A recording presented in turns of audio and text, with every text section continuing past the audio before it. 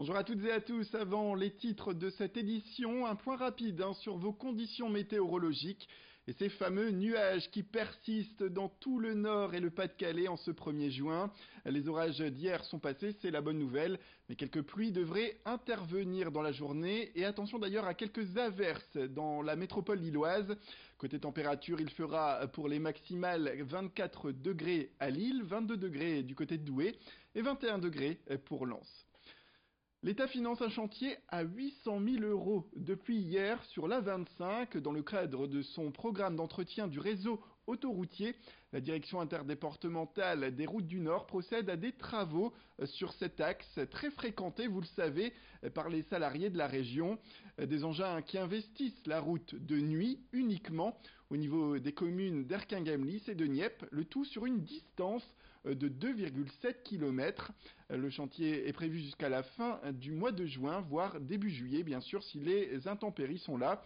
Des restrictions de circulation sont imposées, ce qui entraîne parfois quelques perturbations.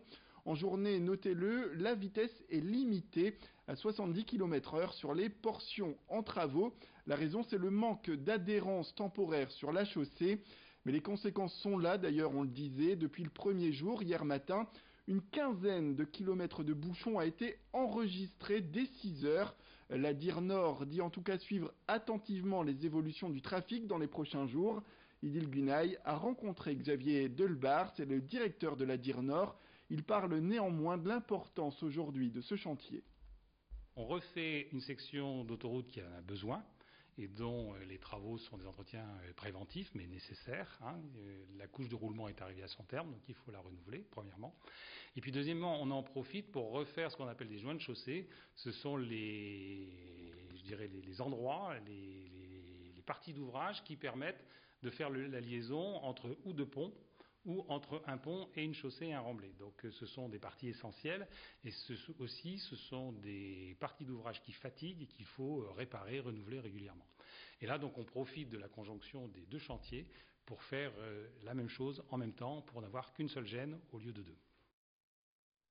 Ce jeudi, c'était la journée nationale du parrainage du réseau Crépi, le réseau Crépi qui permet de parrainer un demandeur d'emploi. Alors concrètement, le parrain reçoit son filleul professionnel pour un entretien par mois, mais il n'y a pas d'emploi à la clé, il faut le souligner.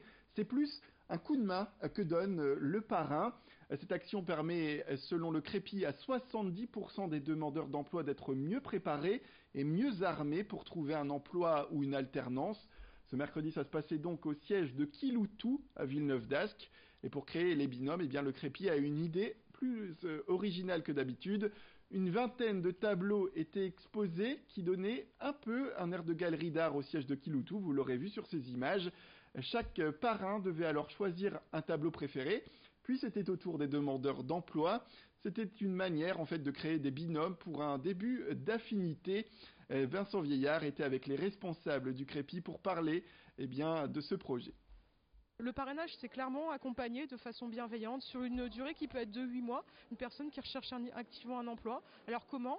C'est d'abord une relation de physique, c'est rencontrer son parrain ou sa marraine. En gros, par exemple, ici Aurélie, qui est marraine chez Kiloutou, va rencontrer tous les mois. Alors c'est pas mois date à date, c'est aussi en fonction de l'actualité du demandeur d'emploi.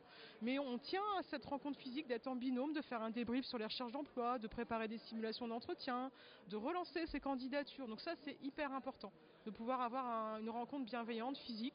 Ça peut être sur le temps du déjeuner, ça peut être tôt le matin en fonction des disponibilités du parrain ou de la marraine. La SPA de Tourcoing ouvre ses portes ce week-end pour une opération de sensibilisation à l'adoption. Près de 70 chats et une vingtaine de chiens seront proposés aux particuliers.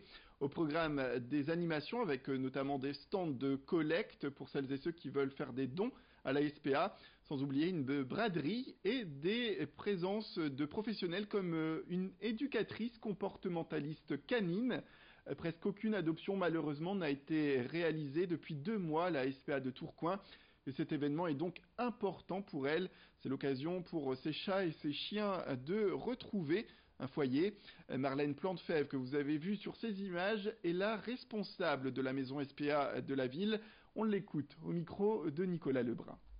On sait que trop bien, malheureusement, que quand on est mal conseillé à l'arrivée d'un chien, ça peut finir en abandon, tout simplement. Et que bien trop souvent, les gens ne connaissent pas suffisamment leur chien et en tout cas ne savent pas suffisamment parler le langage chien et se faire comprendre. Il faut savoir que les chiens que nous avons, nous, sont en famille d'accueil. Donc là, lors des portes ouvertes, c'est l'occasion effectivement de pouvoir tous les présenter à un seul même endroit. Alors l'avantage des familles d'accueil, c'est que du coup on connaît qu'aussi bien leurs besoins et leur caractère et qu'on peut donc répondre au mieux. Et ce qui est important surtout quand on veut adopter, c'est bien avoir réfléchi au préalable à l'importance que c'est une adoption et pour être heureux pendant 15-20 ans avec son animal. Puisque oui, vivre en compagnie de nos charmants animaux, ça rend heureux.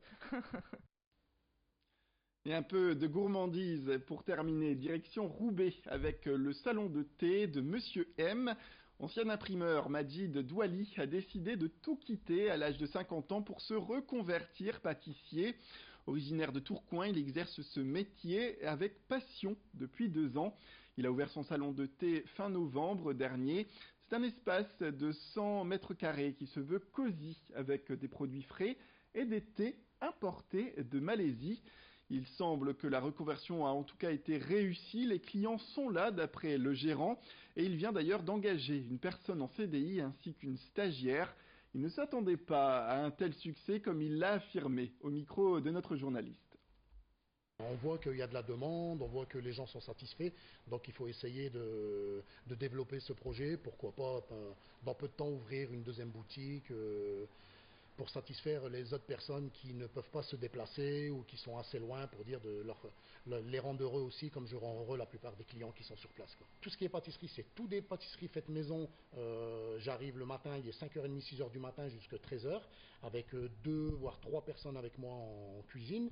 Et donc après, ça part du gâteau anglo-saxon, c'est-à-dire les cheesecakes, les brookies, les brownies, toutes ces choses-là, d'accord.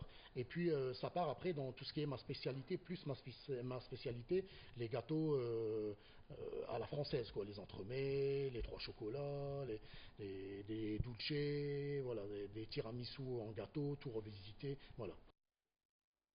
Voilà, c'est la fin de cette édition. Merci à toutes et à tous de nous avoir suivis. Restez avec nous, tout de suite retrouver vos informations météorologiques complètes.